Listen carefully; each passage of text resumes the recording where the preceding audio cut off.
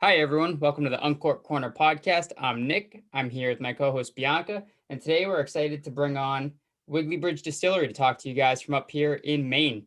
So let's have you guys start by introducing yourselves and give us some info on your background.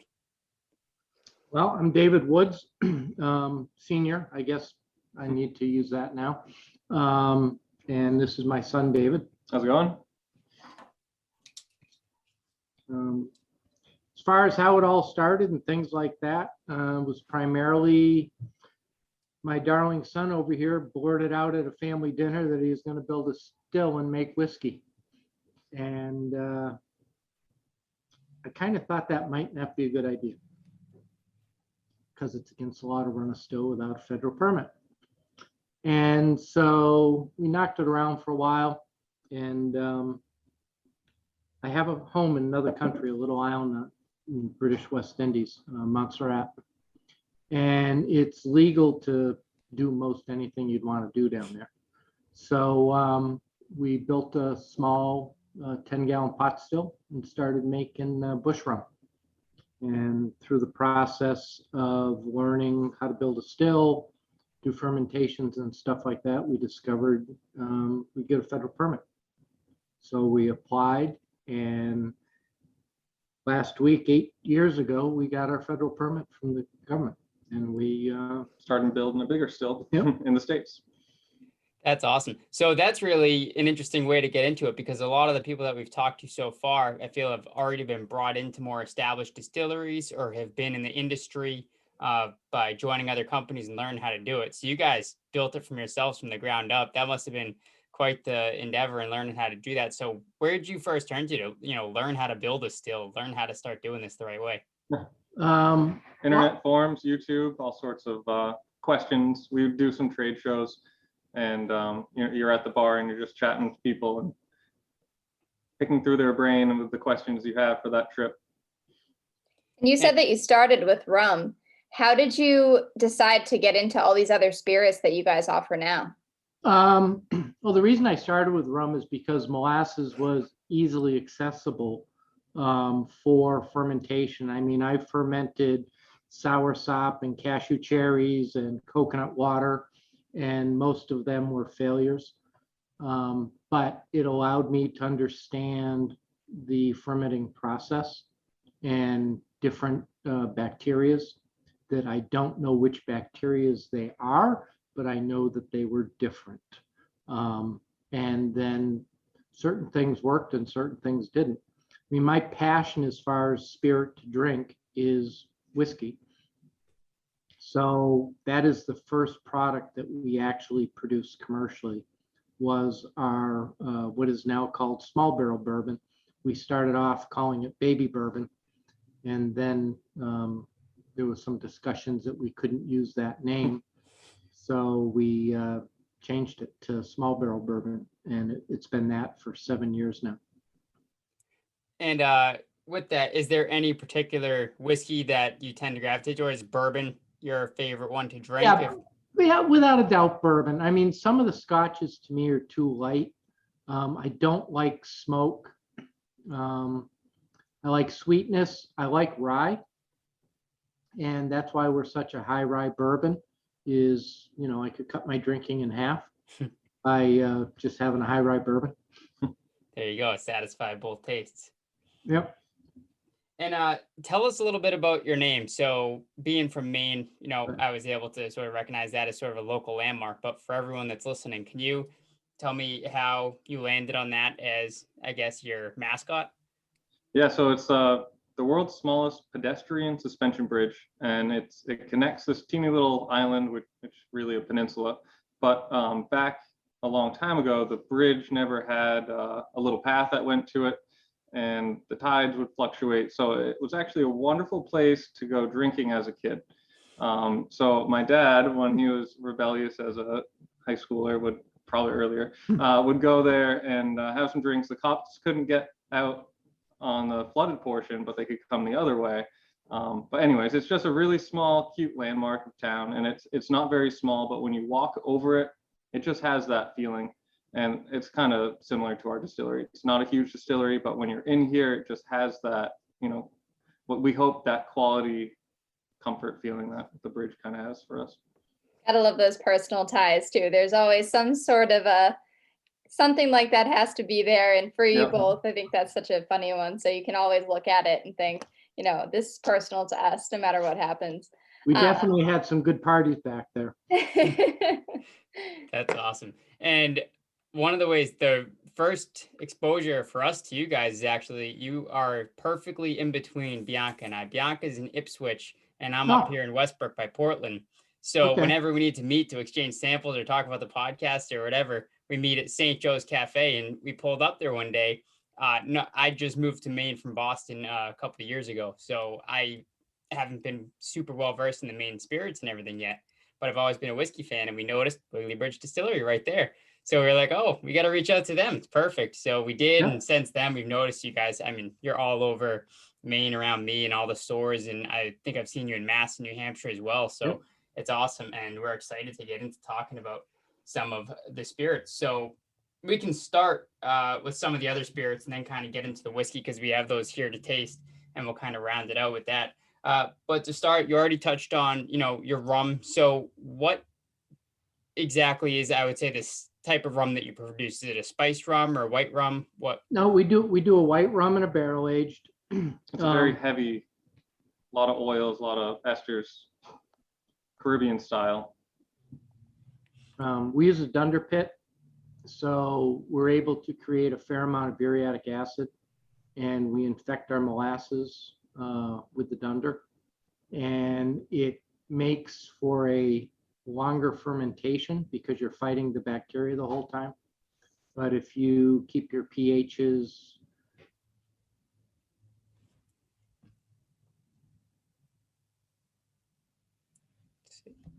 Bianca, are you there? balanced but trending down flavors. I mean, our white rum has a nose of butterscotch, like just set you back, so butterscotchy, and it tastes nothing like butterscotch. So it's just a lot of those bacteria that we're able to ferment with when we distill it out. Like David said, it's a very heavy rum, a lot of oils in it, and we have a definite funk to it, not unlike some of the misunderstood Jamaican rums. I tell people, if you like Bacardi, you will not like our rum. In cocktails, it's really good too, because Bacardi, other like lighter rums, it kind of disappears in the cocktails. So we do a painkiller, which is orange juice, pineapple juice, cream of coconut, and our rum. We actually use both of them, and it is, you just feel like you're on an island somewhere. You're making us want a vacation. Yeah. Same here. And that's it's an interesting term to describe. It's not one that I've heard a lot when you talk about heavy. When you're saying that, are you referring to the flavors coming through, more the mouthfeel? It's mouthfeel. It's quite buttery in your mouth, coating. But a lot of it's just the heavy oils that are produced and come through distillation. I mean, I've had some people say, oh, this is kind of like musty. And it's like, okay, yep, that's not a bad descriptor. And again, people that aren't used to rums like that will be put off with it, without a doubt. But we were down in Brooklyn at Bar Convent. It's a rather large consumer show. And there were a lot of distilleries from Eastern Caribbean, Western Caribbean. And I mean, they just stayed around our table wanting to do tastings. They said, this is made in the States. Yep. And so it's different. The biggest reason we're going so heavy is because the product that we're actually trying to make is our barrel aged rum, and the barrel absorbs a lot of the oils, and it turns out to be dry, not unlike a cognac, but it doesn't have that big bourbon flavor to it. I mean, some of the good newer craft rums that are out there, and I think I'm drinking a whiskey. Yeah. They're really going for that whiskey note. And I want to pay homage to the molasses that we're using to ferment. And And I want it to speaking, taste oh, like yeah. a rum. I'm sorry. I was gonna say, and speaking of different, I'm curious how you came about this agave blue spirit. I'm looking at it on your website, and first of all, I love the bottling. I think it looks incredible. So kudos for that. But in general, what is that spirit like? And what it is, that similar to like a tequila? Is that what that tastes like? Yeah. So tequila can only be made in Mexico. But we use an imported roasted blue agave syrup. And with every shipment I get of it, I get a COO, certificate of origination, because there's a lot of shenanigans that happens out there with a lot of things. And this is a 100% blue agave syrup that we use. It has a nice citrus finish on it, and that happened by mistake. I mean, I believe I'd rather be lucky than good any day of the week. We weren't super planning on doing the agave spirits, but when we were purchasing the rum, the molasses, we were 2 buckets short for full pallet. So we looked on their website and they had agave syrups. We're like, oh, let's just try a small batch. And I've always liked tequilas and stuff like that. And the first batch we did, I was just like, we can't not make this. This is the best I've had. And then it's all over from there. Yep. I mean, we do good in tasting competitions with it against the majors, and it sells well. It's expensive because our economy of scale is not there, and it cost me $14,000 for a tote of agave syrup, and we get 2 batches out of that. So each batch, I mean, just the agave syrup, $7,000. So, it's like the Platinum started out at $89.99 in Maine, and we only sold it at the distillery, and we sold out every bottling. It's now down at $59.99, and we sell every drop of liquor that we can bottle. I mean, today we did a bottling of bourbon, and Already had to ship out 60 cases. yeah, one of the girls that works at the tasting bar, she brought up the last case of bourbon that we had while we were bottling. I mean, that's cutting it close. And we had an order for 60 cases that we didn't have the 60 cases. So it, 5-6 years ago, I did a forecasting spreadsheet to see where production was, what we'd have for sales and things like that. And we're pretty much nailing it.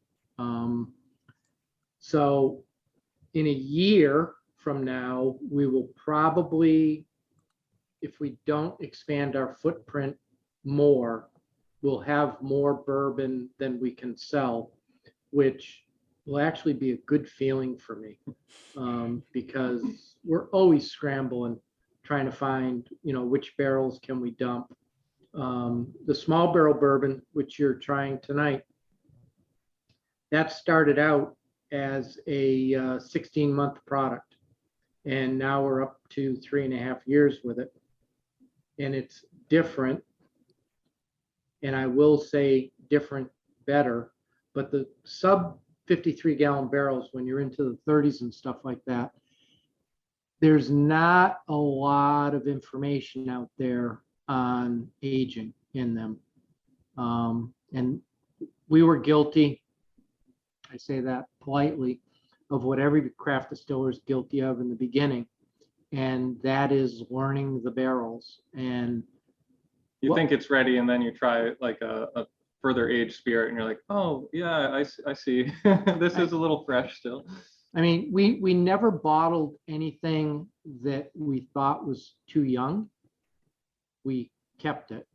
And these 2 pallets have to give a thumbs up before we bottle. I mean, David has a better palate than I do. I will always defer to him, but we're getting more depth. And the realization came on that is after we did our first bottled and bond bottling of a 4-year-old product. It was 4.5 years old in a 53-gallon barrel.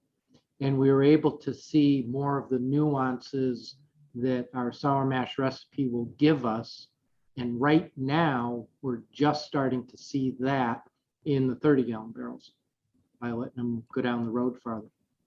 And for those who might not understand what that means, what does bottle and bond refer to? Well, bottled and bond is classification of spirits where on the age side, so you can have a bottled and bond bourbon, a bottled and bond rye, bottled and bond whiskey. It has to be aged a minimum of 4 years. It has to be bottled at only 100 proof. Has to be made at a single distillery by a single distiller during a single distilling season, of which there are 2. Bing, bing, bing, bing, bing, bing, bing. Yeah, that's it.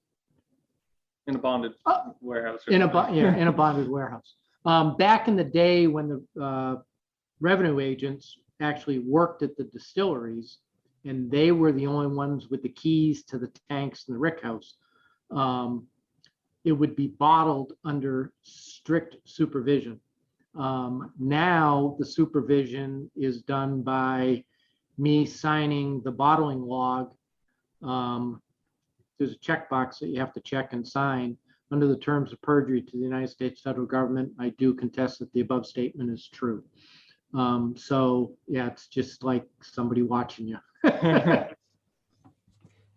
That's great. So we don't have that one here, but we do have the white whiskey, and we also have the small barrel bourbon. One thing before we get into tasting that I wanted to talk to you about is the lack of the E on the whiskey, which is uncommon, I would say, for bourbons. It's what you'll see in Scotch and some different whiskeys around the world. But why did you choose to leave that out? You know, I don't know if you heard this part, but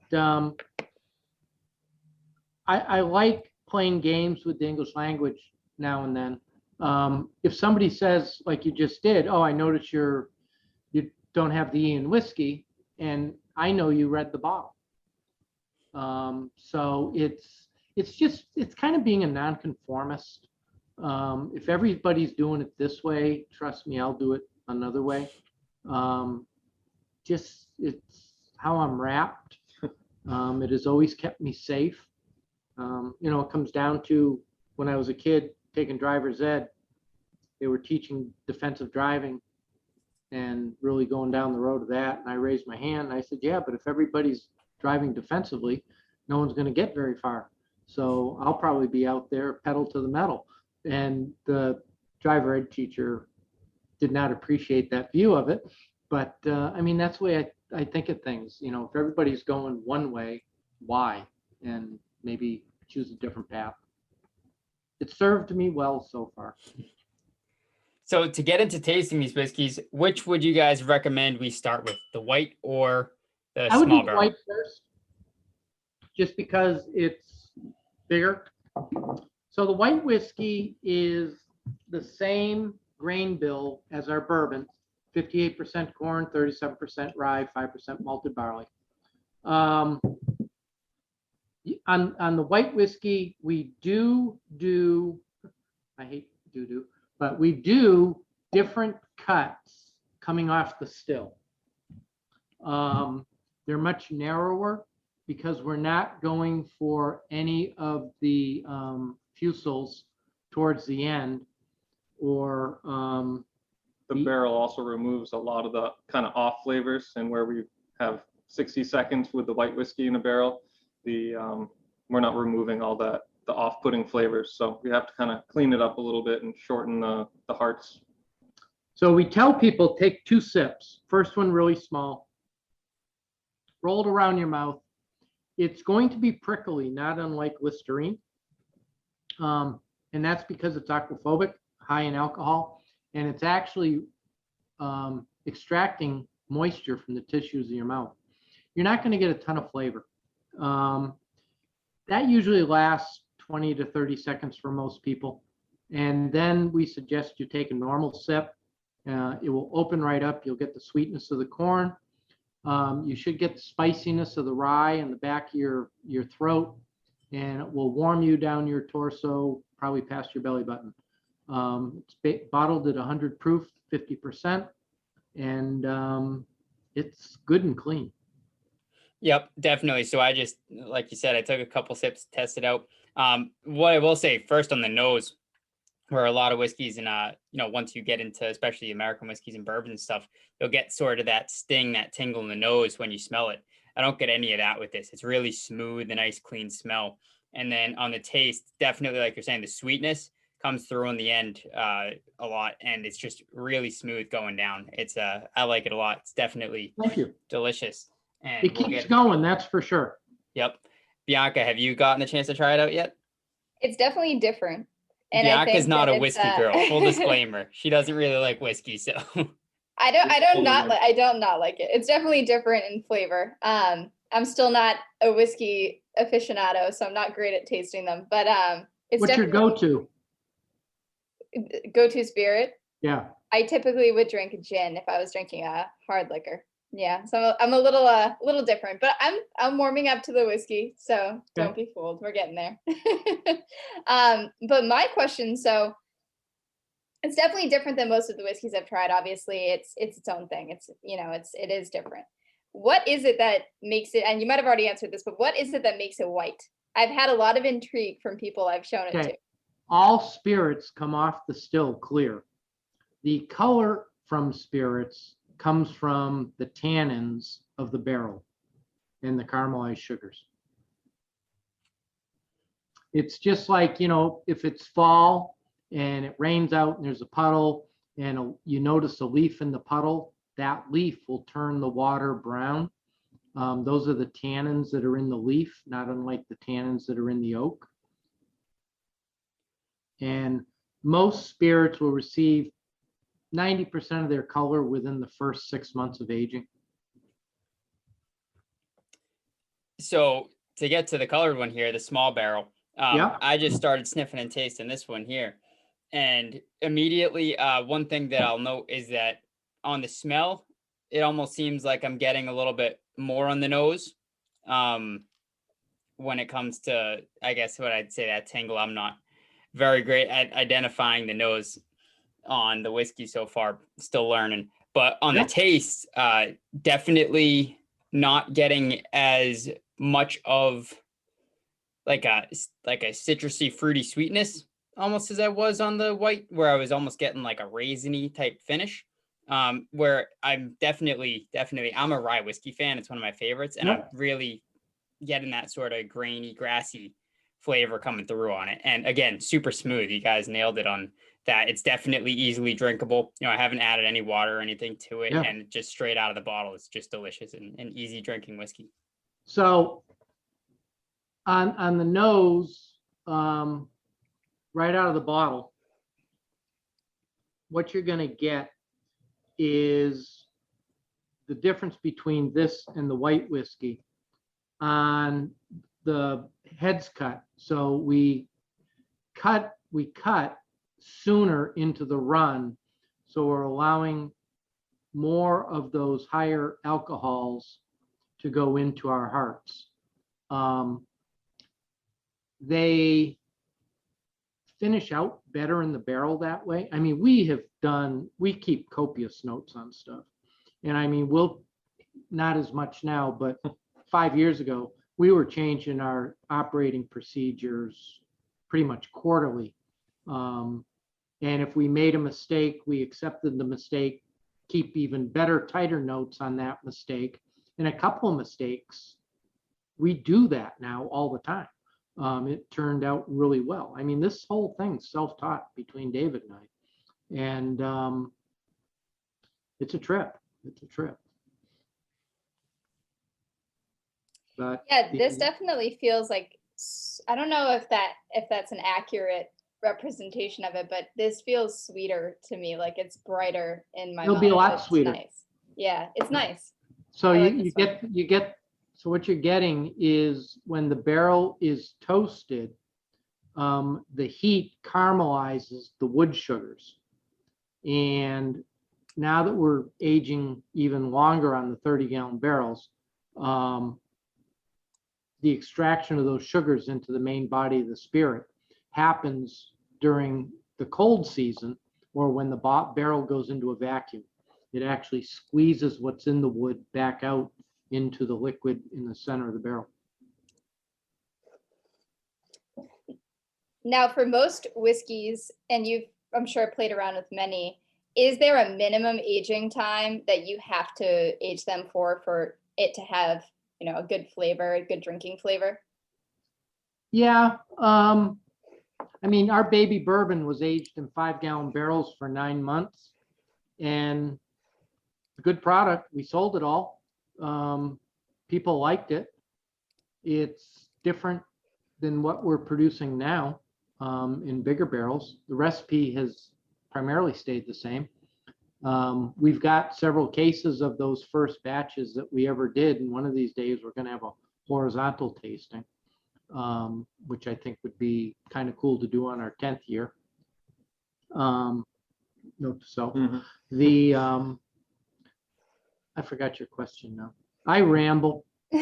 Bianca was asking about the minimum aging times, but I think another interesting way to spin this is talking with the different barrel size. Like you said, the smaller barrel, you only aged it for 9 months. With that smaller barrel, why are you able to age it less and still get a good final product? Surface area mostly. You will over age it though. So picture taking a shot glass and putting a tea bag in it, and then take a gallon jug and put that same tea bag in. The extraction from the tannins and the char that's left in the barrel is just so much more concentrated. What you're not getting though is the oxidation, because you don't have the length of time. If those 5-gallon barrels, if we didn't pull them out and dump them quick, it was like literally sucking on a tea bag. It was just way too bitter, way too oaky, and we were able to blend some newer barrels and make it much smoother and nicer. But that's the hard part with 5, 10s, all the way 30s were like the first sweet spot where we were able to age it for, well, now up to almost 3.5, 4 years, and I think not get that. 4 years will be the max life. max pipe. Yeah. No problem. And another question that I had, so on the white whiskey, this is actually the first white whiskey that we've had on the podcast. Oh, yeah? So we haven't really gotten to dig much into cocktails and things to the white whiskey. I know you mentioned the painkiller that you guys do with the rum. Is there any cocktails that you do specifically you think the white whiskey really shines through with? Definitely the biggest one that stands out is actually a Bloody Mary. Normally you would use vodka, but we found with the white whiskey that you don't have that first sip of like a vodka sip. The white whiskey is just so mellow, and it's like throughout the whole cocktail. I think it's a lot to do with like the acidity, and it's not kind of separating and floating to the top because the oils that are in it. I love that. That's a great, I'm definitely going to try that. Oh yeah. I don't typically love Bloody Marys, but I also don't really like vodka that much. So I'm curious if I might like it better if it has the whiskey in it. So I'm definitely gonna try that. It doesn't like dilute it down. It keeps it sweet, and the mouthfeel of the white whiskey versus a vodka is totally different. So I think you'd love it. We are told we have one of the best Bloody Marys out there. What do you have a recipe that you guys go to, or a mixture that you like to pair it with? We make our own in-house. Oh, nice. And the key is the tomato juice. We've done everything the same and not used, what we use is Sacramento tomato juice.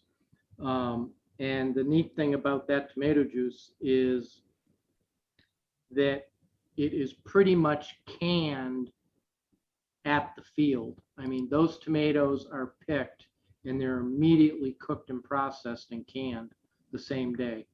And it just makes a huge difference.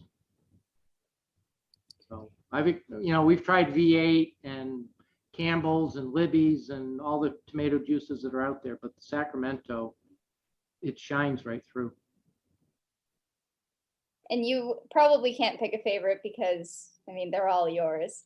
But when you have your go-to drink at night, is there a specific one that you tend to reach for? Depends on the season for me. I'll do Reposado. I love our Agave. Our Reposado is like a perfect, almost bourbony, but it's like my summertime bourbon, I'd call it.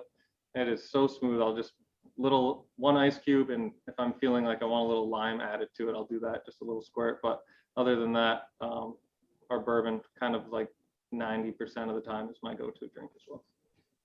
That's one that I definitely have to try because I tend to lean towards whiskeys in general, and it's all over the place. You know, like I said, I'm a big rye guy, but I'll always have like a rye, a bourbon, and a scotch in the stable. And recently, Bianca and I just did a St. Patrick's Day episode last night. I started getting into Irish whiskeys, which I hadn't really experimented with before, which I've really been enjoying. But with that taste, I'm also a tequila fan. And I tend to lean more towards like an añejo because I feel like I get more of that similar characteristic from the barrel aging that I like, with those notes, like caramel that come through with the wood and everything. So I really enjoy that. But I'll have to try out some of your spirits as well to see, because the way that you're talking about them, I really, I feel like you guys are making awesome spirits, and I love supporting local. So being able to really get an agave spirit locally that I know is done well and, done with care, I think that'll be really good, and I'm excited to try it. Yeah, we've had a lot of craft distillers reach out to us to ask us how we make it. And I'm a rising tide floats all boats kind of guy. And I will tell them probably 90% of what they need to know. I also believe that in order to really learn something, you have to do it and accept the failure and learn from those failures. I mean, so bourbon fermentation is a 4-day fermentation. And our agave fermentations over 30 days, usually up to 42. So and you have to feed it 3 times a day with nutrients and keep the pH balance. I mean, it's a baby. Yeah, you just don't add water to agave syrup and throw yeast in it and distill it 4 days later. You can, and I know people that are, but you don't get what we get. So, hey, next time you guys go to York 54, swing by. Definitely, we will be there. So where can people find your whiskeys and your other spirits and everything in stores? Well, we're in Maine at all the Hannafords, all the real, what I call liquor stores. We're not in any of the gas stations, agency stores type of thing. New Hampshire has our bourbon, gin, and bottled and bond right now. Massachusetts has all of our spirits. Our distributor was acquired 2 years ago, and it's now working well. And our footprint in Massachusetts is expanding. DC, we're in probably 6 places. New York, probably a dozen. Florida, we're in 2. And then online too. Yeah. Through some third-party sellers, you can get it off our website. I think For Whiskey Lovers and Speakeasy. Speakeasy. Yep. Yeah, that you can just go to our website and do a click, and it will take you to them. We sell a ton of spirits online. We're our best customer though. I mean, between the 2 distilleries, we have this one and the one down at the beach. We have a lot of bottles go out our front door. And I like selling them myself because, hey, guess what? We make that other 30% on it. So, I am in this as a business. There you go. And like I said, we're always down there. So we'll definitely be stopping in and getting it straight from the source next time. Yeah. Yeah. And I mean, I can show you around and taste you through the stuff. I mean, it's probably 3 months ago. We were doing one of these things, and I forget who it was, to be honest with you, but they were the first person that picked up that we have a commonality of a flavor profile through our spirit line. And they were the first ones to pick up on that. I mean, David and I have recognized it years ago. And a lot of it is the way we cycle our spirits through our stills. We actually have a rhythm of this goes after this, but before that, you only do the vodka after a minimum of 5 bourbon runs, and we use the vodka to clean the still. And the vodka picks up all the esterification that is on the inside of the still. So our vodka has always had a flavor to it. And a silky mouthfeel. Yeah. So yeah, it's different. Fun adventure. It is. And I get to work with my son. It's awesome. And Now and Bianca then. here is my sister, so we know how Oh. the family Yeah. business kind of Yeah. works. But yeah, so we're excited. We're gonna have to try your other stuff too, because that sounds interesting. Because again, I've only really gotten into any of the, I guess, large company vodkas, to put it, kind of the big brands, but I've never really tried a, local craft vodka. And like Bianca said, vodka's always just been kind of the flavorless alcohol that fills a cocktail, but the fact yours actually has a flavor, and I'm sure you guys really put I mean, a lot of there- care into how it comes out. Yeah, I mean, there's some cocktails that our vodka doesn't work in. Yeah. Because it stands out too much, which is fine. I mean, the TTB actually just this year recognized the craft movement, and they have changed the requirements of vodka, because it used to be in the regulation must be devoid of taste, smell, or texture. And now they're accepting that vodkas have a taste, a texture, and a smell to them. That's wild that at any point they even decided to say that. How do you have any of your big brands or even differentiating yourself from each other? It's like, hey, we have this. It doesn't taste like anything. It doesn't smell like anything. It's just alcohol. Enjoy. Yeah, the one I loved, it was filtered through 24 karat diamonds. Yeah. Oh, there you go. I mean, it's like, really? It's all GNS. Oh. Vodka's all marketing. It is. Yep. It is. So what's your favorite part about working in the spirits industry? Oh God. Sampling. We have several businesses in our family, and it's the only business that we have that we're We have a product really making a product Yep. versus a food or something like that, service. or service. So making something from scratch with your hands, seeing somebody really appreciate it, and walk out with half a dozen bottles under their arm. Yep. To me, that's the ultimate thank you. I mean, and hey, we've had a couple people that didn't enjoy what we did, and it's like, okay, fine. I mean, I'm not going to get upset over it. Tell me what you don't like about it, and okay, fine, accept it. Well, come to find out, they're a Pinot Grigio drinker. They're not into spirits, and we happen to be the spirit that they wanted to try, and they didn't like it. And life's too short to be offended by people. And yeah, and much like that with Bianca, I've been trying to get her for months and months to try to have a little bit more spirit, just to get accustomed to that, because I started this journey, coming out of college. I bought some cheap bottles of whiskey. I looked at what's the cheapest one you can get that tastes really good. And I ended up running into like Riverboat Rye and Wild Turkey 101, and just, pretty much every night, just take a little sip and, kind of try to get accustomed to that. And over time, you expand your palate, you try a new bottle every time, and you just learn what you like, what you don't like. And you get used to that, to the point where now when I taste whiskey, it's not just like, that harsh burn and that burn all the way through. I can really pick up some more of those flavors and some more of those smells that you can enjoy it. So you can't expect everyone to jump right into the spirit. And if you're going into it like, oh, this is a good bourbon, I must love it right away, it's its own game. You really have to be a spirits drinker and, even a whiskey drinker to really enjoy whiskey and appreciate it for what it is. Yeah, exactly. That's it. And, people come to me and, first of all, well, I like your product. I don't know. What's your palate? This and that. Well, what do you look for in a spirit? I said, well, I look for a spirit that I can enjoy. And every day, your palate's different.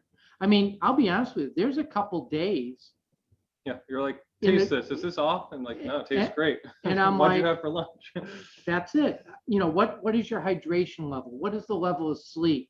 What did you have for lunch? I mean, there's so many things go into it. But I'll tell you, on those days, I'll take a sip and it's like, God, this is terrible. We made this? And, you know, then I have that 30-second flashback of, hey, you had that 2 nights ago and you absolutely loved it. So, but I have asked David a couple times that, you know, did I screw something? Because when we dump barrels, we decant the spirits and we let it sit for quite a while before we bottle. And we proof down at 1% for 24 hours. So it'll take us a couple weeks to go from barrel proof to bottling proof. And when we're doing a sample evaluation, we run it through a coffee filter because what we have found out, there are microscopic barrel fines that will stay suspended in our tank, and they're bitter as all get out. And you just run it through a coffee filter and you look and you'll just see little black specks. You take the 2 glasses side by side and they will taste totally different. Now, we don't chill filter, but we do filter to 5 microns just to pick up all the barrel char. I mean, I've had some uncut raw whiskey. You can find them now and then bottled, and I've tried them. I mean, you can see char floating around in the bottle at the bottom of the bottle. And sure enough, it's got the same bitterness that we personally don't enjoy. Yep. But I guess there's people out there that enjoy it. I think a lot of that comes from a point of pride too, where I know a lot of people that are in the whiskey game and, you know, the different online communities and stuff that I'm a part of. A lot of people take pride in having something that's as, I guess, raw as possible or as high of an ABV as possible. You know, when they're getting something that's 65% ABV, they're like, oh, this is the best, just because that's Yeah. what they like to put forward and they like that image. But, you know, I'm with you on that one. Like you said, yeah, some scotches are light, but you know, that sweet spot with a bourbon, when you get a really good bourbon that's just done right, there's not much better. So one thing I'd like to point out for you, next time you try our bourbon, quart in a rocks glass, probably 2 ounces, put a single cube in it. If you have like a 2-inch square, better, Or the spheres. or the spears. If you've got like refrigerator made ice cubes and they're sort of like half moons, just put 1 in it because you don't want a huge amount of surface area. And just enjoy that drink over half hour, 45 minutes, and just let it proof down.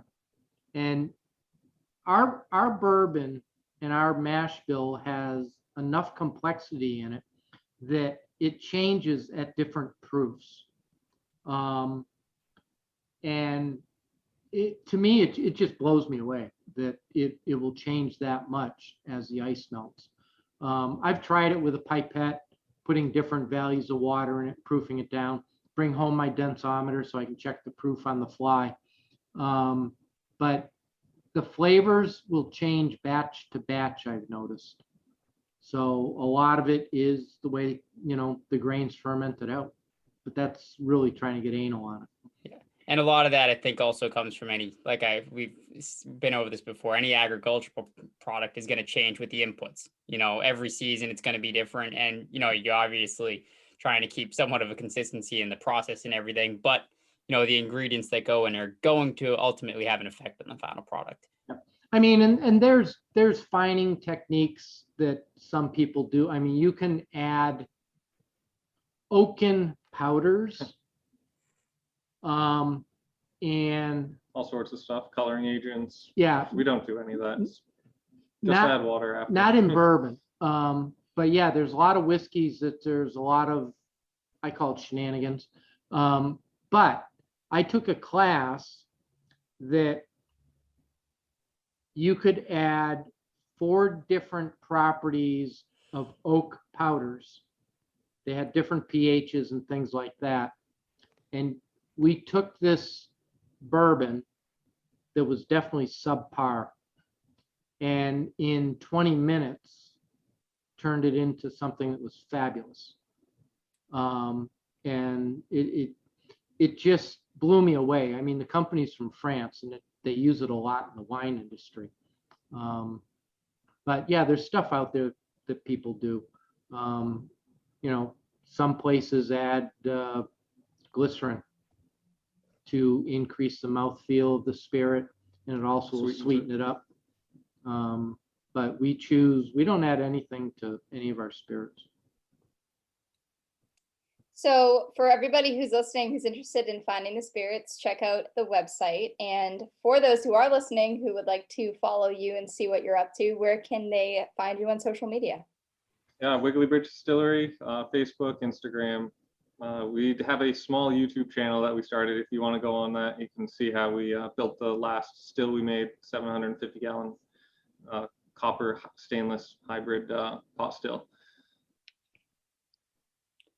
I'll definitely be checking that out for sure. That sounds like it'd be a good watch. So thank you so much for coming on tonight. We enjoyed the whiskeys that we tried. We're excited to try more of the spirits. I know Bianca, being a gin drinker, is excited to get her hands on some of that gin and try that one out. But again, thank you for your time. We look forward to trying them, and cheers. Well, thank you very Cheers. much. Cheers to you. You have a good life.